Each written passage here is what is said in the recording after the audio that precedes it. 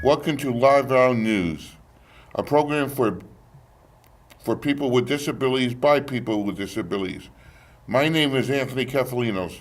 Today's show is about early intervention for childhood development.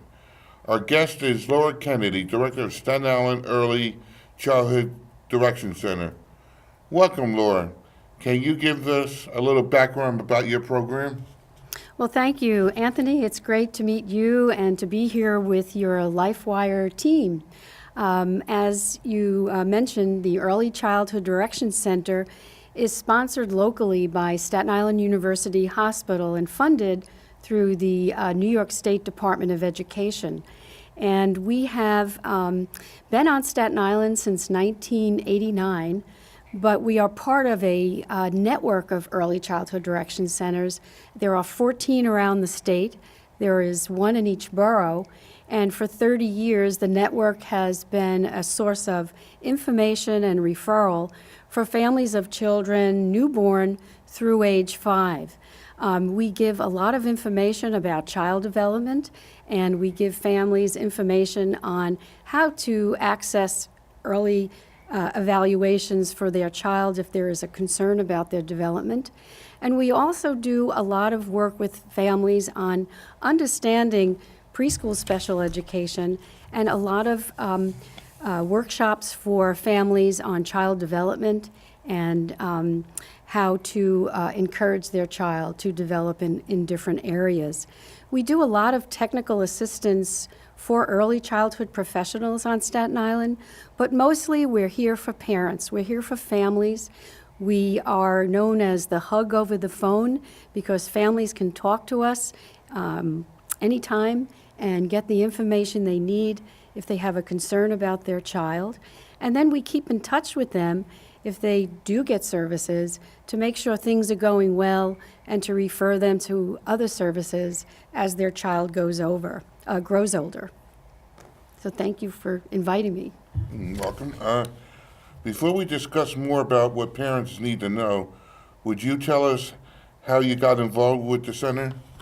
Yes, actually, I have a daughter who is 35 years old, Julia, and she was born in 1982, and we learned when she was a year old that she had a developmental disability. And we found that news out while we were at Staten Island University Hospital. And at that time, there was no early childhood direction center to give us some direction on what to do next. And years later, when my daughter Julia was 11, I had been a teacher, and I had the opportunity to stay home. I had 4 girls, and I was offered a position at the Early Childhood Direction Center in 1993, and I've been there ever since. So the opportunity to work at a place that could help other families get the services that I know my daughter benefited by was an opportunity that I could not pass up.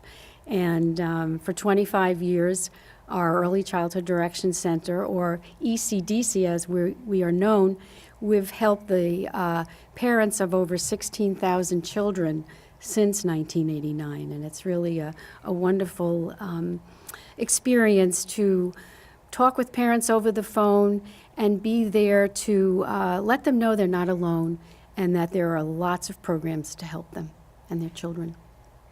Thank you, Laura. It's good to know that people will be speaking from both personal and professional experience. What is the most important thing a parent should know? I think right now, if you're interested in understanding what services are on Staten Island, if you have a child that you're concerned about, or you know your child has a disability, we have a myriad of programs on Staten Island that have grown over the last 35 years that do so many things for families. And really the important part is that if there is a concern, to reach out. And once you're connected to a center like ours or another program, you're connected to so many, many wonderful groups. So really being involved, and if your child is in school, to know that there are so many programs that are available and ready to work with the family. Thank you, Laura. Now we turn to Joe and Meredith, our host for the next segment. Thank you. You're welcome.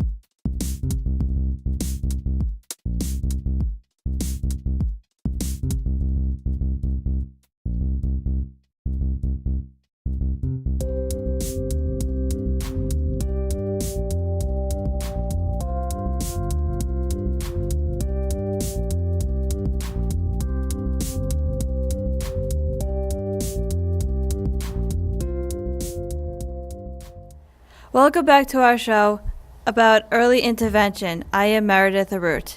I am Joseph Jones. Laura, before we go into further details, let's define early intervention. Well, thank you, Meredith and Joe. Early intervention, as we speak of it, would really encompass children from birth through age 5 for the purposes of our discussion today. And in the course of looking at early intervention, I think it's important to understand that the first 5 years of a child's life are the most, for all children, are the most important in terms of their development. And so if there is a delay, this is the time to make sure that more intervention is in place, because research has shown that children who get early intervention early can make great gains in catching up in their development. But there's 2 types of programs that I think it's important for families to know. For children birth through age 3, we have what's called the Early Intervention Program, and that's funded by the New York State Department of Health and managed through the New York City Department of Health. And with that, they have contracted with private infant and toddler programs, and they are all licensed professionals and are at no cost to families. And they are here to do an evaluation when a family is concerned.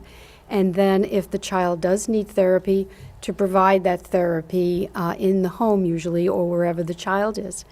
With children birth age 3 through 5, we have the preschool program, and that falls under the New York State Department of Education, and the New York City Department of Education manages that. And we have preschool programs throughout Staten Island that have been authorized to do an evaluation, again at no cost to families, funded through the New York State Education Department. So there are 2 different types of programs. All are on Staten Island and available to families. What should a parent look for in their child's growth, and what should they be concerned about? Well, families have their children at home. They could be in a daycare or a preschool. They go to a pediatrician. So between the family and people around the child, they will be looking at about 5 different areas of development. And they have different levels at, of course, different ages. But the areas that families would look for or be concerned about would be in speech and language development and the child's ability to communicate on a level that's appropriate for their age. There is gross motor development, which is using your muscles and walking and throwing a ball. There's fine motor development and how the child is able to play with toys, hold a pencil and a crayon. There's social and emotional development, and that would be looking at a child that is not interacting with others and maybe too quiet, or a child that has a lot of behavioral challenges and seems upset all the time. And then we look at learning and cognitive development in terms of remembering things and understanding the world around them. And of course, we have children who are 6 months, 1 year, 2 years. So a family or a preschool teacher or a pediatrician would be looking at that child relative to their age. And again, keeping in mind that every child is different. Some children talk early and maybe walk later. So there's a variety of things. But those are the main areas. And I think all parents and people working with children get a sense of what the average behavior and experiences are with children to look for that.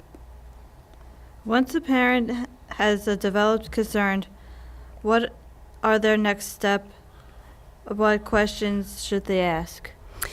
Well, again, the parents might really be the first to begin to have concerns about their child because they know their child best, and that could be very early on.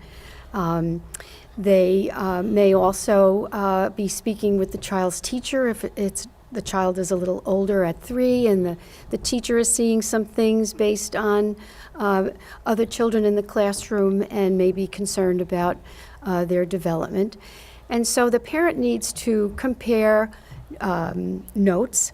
If the child is in preschool, the family should really understand and communicate with the teacher what the concerns are in school, and also share what goes on at home.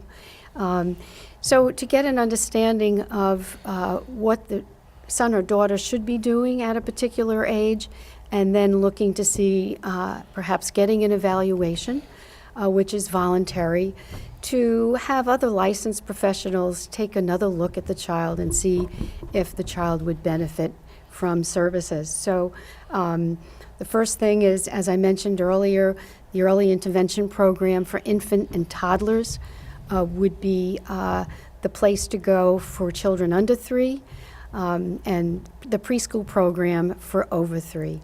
The Early Childhood Direction Center, we're here to assist those families with making a referral to early intervention to begin that process, or to preschool special education to begin that referral process. But again, the families should know that there's help along the way as they go through that. One very important thing that is always on the mind of families as they begin to look for evaluations is having a label. And today, there isn't a label. Children need the services early on, and it is important to know that people are people. We're an integrated society, and that there isn't any classification or not having the opportunity to grow and develop for your potential as you move through the education world. So there's nothing in an evaluation that's going to hold a child back from their hopes and dreams, but getting an evaluation early will really support them to make sure that they're ready for kindergarten and ready for the learning that will happen during grade school. Thank you for all the practical information. I am sure parents will find it very useful. Now we turn to Anthony and Greg, our hosts, for the final segment on early intervention resources on Staten Island.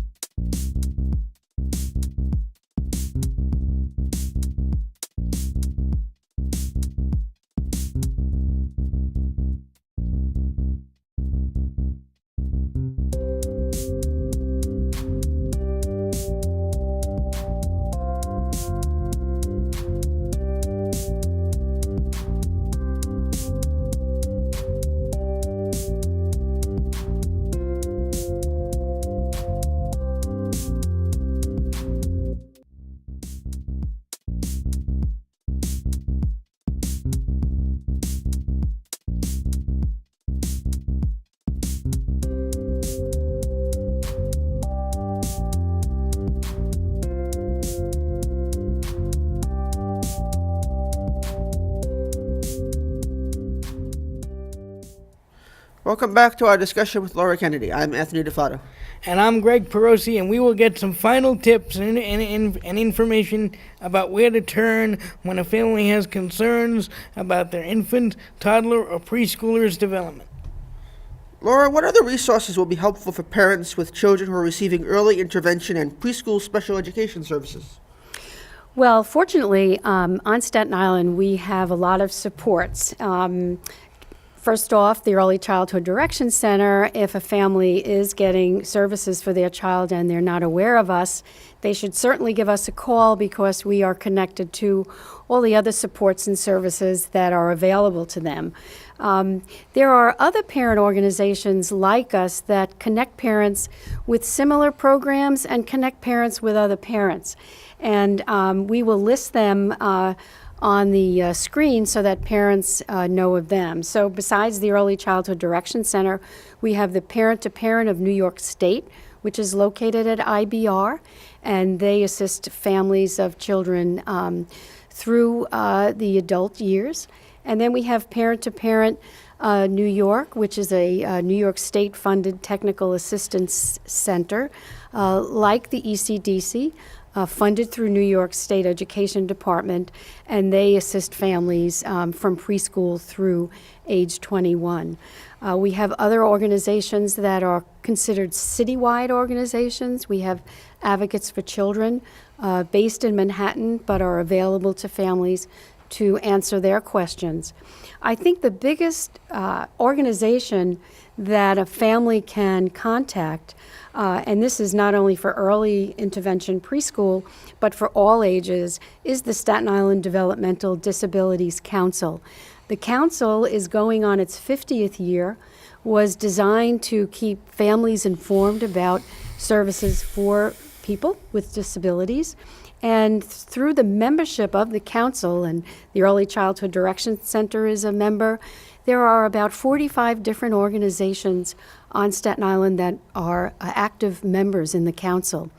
And I look at the Staten Island Disability Council as one-stop shopping, and you can get in touch with them, and that opens up the windows of opportunity for all kinds of services for families: recreation, camping, after-school programs, additional therapy, family support, sibling services. I mean, anything a family needs to wrap around the child with a disability and to really help the whole family as they're raising children together is available through the council, and that's key. Again, going back to what we said earlier, we have a huge village on Staten Island, and we have a lot of services that families can pick when they need them and what they need.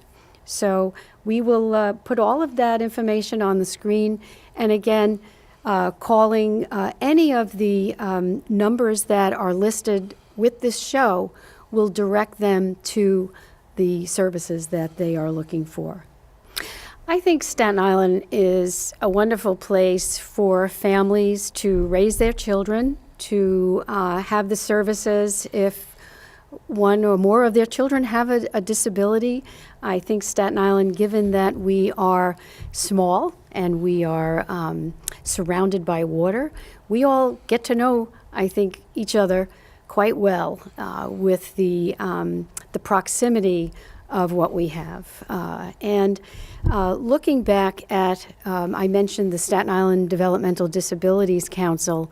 When that council was formed, we had an institution on Staten Island called Willowbrook. It is now the wonderful College of Staten Island. But back in the days in the 40s and 50s, before even special education became available, we, as a society, had institutions. And Staten Island was really ground zero for the families to say, we believe our children can learn, they should be going to school, they have futures, and they protested and filed a lawsuit, and Willowbrook was closed. And with that, on Staten Island began the process in New York State and a commitment by Governor Cuomo at the time to open up doors of opportunities for people as they closed the doors to Willowbrook. And so agencies like Lifestyles and many, many others helped New York State develop houses in the community. And then at the same time that the Willowbrook consent decree, which closed the Willowbrook School, which was in 1975, when that happened, special education became an entitlement in this country for people with disabilities. And it was called IDEA, the Individuals with Disabilities Education Act at the time. And in doing so, it states that children will receive a free and appropriate education in the least restrictive environment. And so when you look at the last 40 years of having opportunities to go to school as parents demanded, and the voluntary agencies across New York State really partnering with the state, we opened up new programs. And through special education, students learned all kinds of things that in the past would not have been possible because they weren't able to go to school. And so when we look today, we see a host of job opportunities, supported employment. We're running a LifeWire news team. We're working all over in stores and shops and volunteering and going on to college and trade. So Staten Island is really a lot of what began for people. And of course, New York State is a leader, and things started here. But we're very blessed on Staten Island. We're in a 14 by 7 mile island, and we probably have the largest variety of choice for people with developmental disabilities. Choice of early intervention, preschool, wonderful school-age programs. And then we're looking at college opportunities and creativeness that's really meeting the needs of what people, young people like you, really want to do and learn based on your interests. So I think Staten Island is a great place to live for people with and without disabilities. At Lifestyles for the Disabled, we're all adults with intellectual disabilities. What changes have you seen in the last 20 or 30 years in the lives of children? Well, I think for people, for adults, as you were mentioning, having graduated from programs, there's that opportunity to explore different things that you enjoy and want to continue. And I see a big difference in the individualized programs where you, with a menu, decide what you want to do. We have programs, Dayhab Without Walls and self-direction, and the opportunity to really devise a plan for learning for your day, week by week, and partnering with one of the organizations that can help you with those dreams. I think we have developed so much in the last 20 years. But we also must be vigilant in understanding that your advocacy and the political process needs to continue to have our state and our federal government supply funding so that people with disabilities get supported to continue to learn more in their interest. But I think the last 30 years has been a phenomenal opening of doors to just almost anything people would like to do in terms of hobbies and in terms of employment and continuing to learn. I'd like to turn the table and interview both of you and share with me what you would like to see improved for people in your age group that you might not have right now. Well, a chance to live more independently, more independent housing, things like that. Mm-hmm. Depends on your situation, but, you know, that's one problem. Would you like your own apartment or with a roommate? I Or, don't think, I think I'd be better off myself, you know, I don't always, okay. a roommate might not, you know, someone you don't really know, it's a Okay. dubious thing. Have you looked into doing that now, or is it something you're thinking about later? It's on the list for later. Okay. I'm not in a big hurry to Okay, leave good. where I am right now. All right, good. How about you, Greg? Well, Laura, what I would like to see, honestly, when it comes to programs and talking about things to improve, I would like to see more places to socialize. Because and also, I did become involved in another opportunity that came up here that came up in my lifestyle agency called supportive employment. I went through a whole week of pathways till November 9th. Now I'm waiting on a rediscovery meeting where I have to pick what I like in employment best. It doesn't mean that I'm leaving the lifestyles agency. I'm just going to be doing something else a couple of times a week. So we're waiting to see where that job is, and I have to pick which one I like the best. Have you decided yet what you might pick? Not yet, because I didn't have the meeting yet. Okay. But you know in your mind what you might pick? I might know that more towards the meeting. Okay, great. Oh, good, good. More places to socialize. That's, I think, high on a lot of people's list. I think that's all the time we have for right now. Thank you for coming. Thank you for watching, and we've enjoyed talking to you, Laura. I've enjoyed it too, Anthony and Greg. Thank you. Yes. So I'm at DiFato. This is Greg Perosi. Say goodbye, Greg. Thank you, Laura Kennedy, and this is Gregory Perosi thanking you for being with us on behalf of Laura. Thank you, folks. And this has been LifeWire News Service.